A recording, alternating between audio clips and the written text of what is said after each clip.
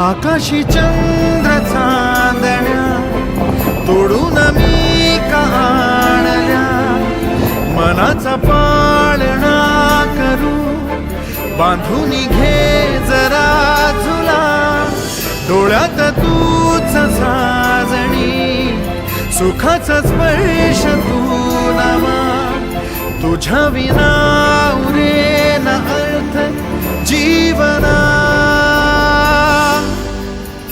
उजळे तुझ्या हसूने कणकण, अन चंद्र हे हातीचे काकण.